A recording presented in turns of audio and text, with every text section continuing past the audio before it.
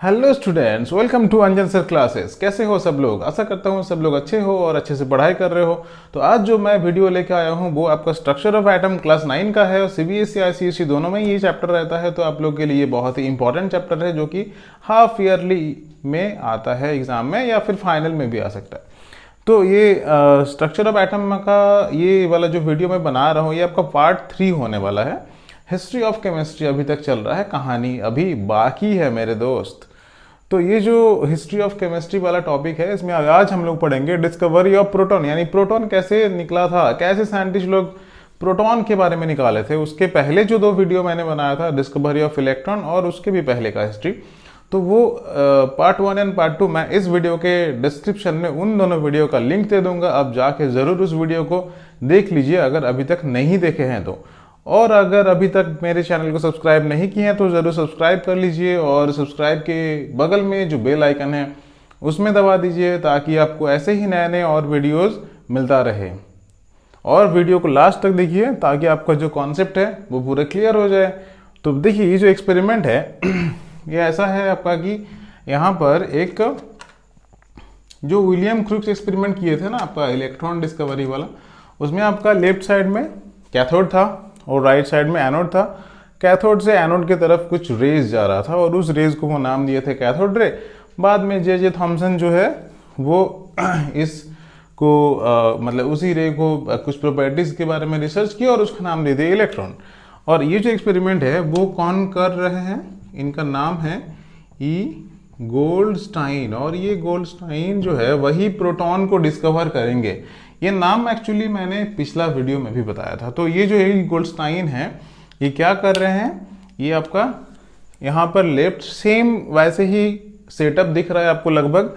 थोड़ा सा डिफरेंस क्या है, यहाँ पे डिफरेंस है कि लेफ्ट साइड में एनोड है, राइट साइड में कैथोड है। और जो कैथोड है वो आपका कुछ इसमें होल दिख रहा है आपको, ये छोटा छोटा होल बना दिया है। ये भी एक मेटेलिक प्लेट है, ये भी मेटेलिक प्लेट है। यहाँ पर आपका एक वैक्यूम पंप दिख रहा है जो अंदर का हवा को धीरे धीरे पूरा बाहर निकाल देगा और अंदर का हवा का प्रेशर बहुत ही कम करने वाला है। कैथोड एंड एनोड दोनों ही बाय वायर एक हाई वोल्टेज डीसी से कनेक्टेड है। तो जब भी हम लोग ये वैक्यूम पंप से सारा हवा निकाल देंगे उसके बाद हाई वोल्टेज डीसी जनरेटर को चालू कर देंगे तो ये देखा जाएगा कि एनोड से कैथोड की तरफ कुछ रेज आ रहा है और ये रेज इस छोटा छोटा होल से निकल रहा है। और क्योंकि ये छोटा छोटा होल से निकल रहा है तो इस रेज को वो नाम दिए थे कैनेल रेज। पहले गोल्डस्टाइन इस रेज को नाम दिए थे कैनेल रेज। और फिर यहाँ पर वो थॉमसन के जैसे कुछ एक्सपेरिमेंट किए। यहाँ पर वो इलेक्ट्रिक फील्ड वाला दो प्लेट रखे, पॉजिटिव नेगेटिव वाला, ठीक है। तो इसमें वो देखे कि जो नेगेटिव वाला प्लेट है उसकी तरफ ये रेज जो है वो बेंट हो रहा है और इस जो मतलब रे जो आ रहा था एनोड से, इसको एनोड रे और कैनल रे दोनों ही वो नाम दिए थे। बाद में इसका जो प्रोटॉन नाम है वो दूसरा एक साइंटिस्ट दिए थे प्रोटॉन नाम, रदरफोर्ड नाम का। बट ये जो मेन डिस्कवरी वाला काम है वो यही किए थे ई गोल्डस्टाइन, इसीलिए प्रोटॉन का डिस्कवरी में इन्हीं का नाम लिया जाता है। तो ये आपका जो पॉजिटिव एंड नेगेटिव प्लेट्स रखे तो इसमें देखें कि ये जो एनोड रेज है वो नेगेटिव की तरफ आ रहा है, यानी एनोड रेज खुद जो है वो पॉजिटिवली चार्ज होगा। और यहाँ पर वो देखे कि ये जो रेज है वो स्ट्रेट लाइन में जा रहा था just like electron. But electron के कंपैरिजन में इसका जो वेलोसिटी है इस रेज का, ये वेलोसिटी इसका कम है क्योंकि इसका मास थोड़ा ज़्यादा होता है इलेक्ट्रॉन से। और ये जो रेज जा रहा है इसका कुछ पार्टिकल नेचर भी वो देखे थे, यानी इसका कुछ मोमेंटम भी होगा। तो ये जो रेज आपका जा रहा है इसके बारे में ये सब प्रॉपर्टीज जानने के बाद ई गोल्डस्टाइन बताया कि this are the canal rays, because यहाँ पर कैनेल के जैसा होल था उससे वो जा रहा था। और बाद में उसका नाम दे दिए प्रोटॉन, जो नाम दे दिए प्रोटॉन। और ये नाम एक्चुअली ये थे रदरफोर्ड, जैसे मैंने कहा, बट रदरफोर्ड सिर्फ नाम दिए थे, मेन काम ई गोल्डस्टाइन किए थे। इसलिए प्रोटॉन का डिस्कवरी कौन किए थे अगर पूछा जाएगा तो आपको ई गोल्डस्टाइन का नाम ही लिखा जाता है। तो ये हो गया आपका डिस्कवरी ऑफ प्रोटॉन, प्रोटॉन का डिस्कवरी के बारे में। इसके बाद जो है वो आपका है न्यूट्रॉन का डिस्कवरी कैसे हुआ। देखिए जैसे ही इलेक्ट्रॉन और प्रोटॉन दो चीज़ डिस्कवर हो गया उसके बाद साइंटिस्ट लोगों के दिमाग में एक चीज़ घूमने लगा कि ये जो एटम है इसमें ये atom as a whole electrically neutral होता है। तो अगर प्रोटॉन और इलेक्ट्रॉन दो चीज़ डिस्कवर हो गया है और एक एटम में number of protons and number of electron हमेशा इक्वल होता है, तो आपका इलेक्ट्रिकली न्यूट्रलिटी जो कॉन्सेप्ट है वो इसमें लॉजिकली क्लियर है। बट प्रॉब्लम कहाँ हो रहा था? प्रॉब्लम यहाँ पर हो रहा था कि टोटल एक एटम का जितना मास होता है वो मास ये प्रोटॉन और इलेक्ट्रॉन का टोटल मास को ऐड करके नहीं आ रहा था, कुछ एक्स्ट्रा मास भी उसमें होना चाहिए, तभी वो एटम का पूरा मास जो है वो मेकअप होगा। तो ये जो एक्स्ट्रा मास हो रहा था, इलेक्ट्रॉन और प्रोटॉन का मास ऐड करने के बाद भी एटम का मास नहीं हो रहा था, ये जो एक्स्ट्रा मास है वो आपका एक थर्ड पार्टिकल के लिए होगा, ये साइंटिस्ट लोग इमेजिन किए। और सैडविक नाम का एक साइंटिस्ट वो एक एक्सपेरिमेंट किए जिसमें वो बेरिलियम मेटल को कुछ अल्फा रेज से वो अटैक कराए थे और उससे उनको पता चला कि एटम के अंदर और एक तीसरा पार्टिकल्स होता है जो इलेक्ट्रिकली न्यूट्रल है और जिसका मास प्रोटॉन के मास के जितना ही है, बट वो इलेक्ट्रिकली न्यूट्रल है, उसका कोई चार्ज नहीं है। अच्छा, यहाँ पर प्रोटॉन का चार्ज मैं नहीं बताया, प्रोटॉन का चार्ज जो है वो इलेक्ट्रॉन के जितना ही होता है बट पॉजिटिव होता है।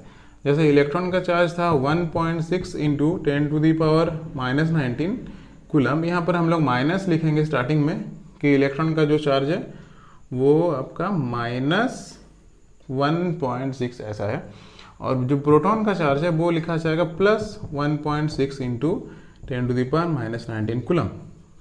तो प्रोटॉन का चार्ज और इलेक्ट्रॉन का चार्ज सेम है, लेकिन बस साइन ऑपोजिट है, क्योंकि ये पॉजिटिव है और वो नेगेटिव है। और प्रोटॉन का जो मास है वो इलेक्ट्रॉन से बहुत ज़्यादा है, और प्रोटॉन का मास को हम लोग 1 यूनिट समझते हैं।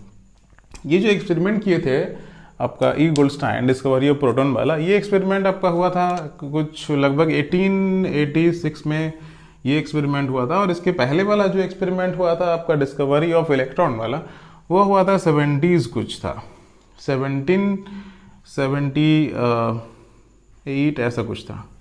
तो मतलब इलेक्ट्रॉन वाला एक्सपेरिमेंट काफ़ी पहले हुआ था, बाद में प्रोटॉन निकला और उसके बाद लास्ट में आपका निकला न्यूट्रॉन, जिसका बाद अभी हम कर रहे थे।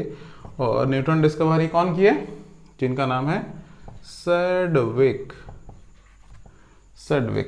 ये हो गया न्यूट्रॉन का डिस्कवरी। इसके बाद एटम में ये जो तीन चीज़ आपका निकल गया इलेक्ट्रॉन, प्रोटॉन, न्यूट्रॉन, ये तीनों चीज़ कैसे रहता है, इसके बारे में साइंटिस्ट लोग के दिमाग में घूमने लगा कि क्या ये तीनों चीज़ एक ही जगह पे चिपक कर रहता है, जैसे आप लोगों की तरह दोस्त लोग एक साथ हमेशा रहते हो, या फिर कुछ दूर दूर रहता है, या फिर गोल गोल घूमता है, कैसे रहता है। तो इसके बारे में सोचते सोचते एक साइंटिस्ट जो इलेक्ट्रॉन डिस्कवर किए थे जे थॉमसन, वो बोले कि जो एटम का स्ट्रक्चर है वो आपका कुछ ऐसे होगा कि एटम जो है वो एक पॉजिटिवली चार्ज्ड स्फीयर होगा, पॉजिटिवली चार्ज्ड स्फीयर। तो वो बताया कि पॉजिटिवली चार्ज्ड स्फीयर है एटम, मतलब उसमें खाली पॉजिटिवली चार्ज से ही भरा हुआ है, लाइक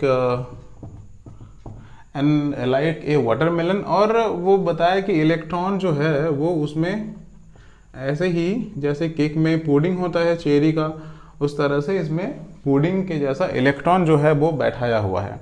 इस मॉडल को बोला जाता है थॉमसन्स प्लम पुडिंग मॉडल। लेकिन आपका ये जो मॉडल है ये ज़्यादा दिन तक नहीं चला, यानी इसके बारे में बाकी साइंटिस्ट लोग एग्री नहीं किए और इसके बारे में ज़्यादा कुछ मतलब इसका आगे नहीं बढ़ा। तो मेन इसके बाद जो मॉडल आया, एक्चुअली एटम के स्ट्रक्चर के बारे में बहुत सारे मॉडल आया है, तो सबसे पहले यही मॉडल था प्लम पुडिंग मॉडल जो थॉमसन ने बताए थे, बट ये कैंसिल हो गया। और उसके बाद रदरफोर्ड जो है वो एक नया मॉडल लाए, रदरफोर्ड एटॉमिक मॉडल। वो पहले एक एक्सपेरिमेंट किए, उसके बाद उनका मॉडल आया। तो वो टॉपिक हम लोग नेक्स्ट वीडियो में पढ़ेंगे, क्योंकि एक दिन में आपका ब्रेन में ज़्यादा प्रेशर हो जाएगा। तो ऐसे ही और वीडियोस देखने के लिए आपको क्या करना है पता है ना, सब्सक्राइब, और उसके बाद आपको वीडियो को लाइक करना है, शेयर करना है, और कुछ भी डाउट्स है तो कमेंट सेक्शन में लिखिए या फिर मुझे DM कर दीजिए, तो मैं आपको रिप्लाई करूँगा। ओके, तो आज के लिए बाय।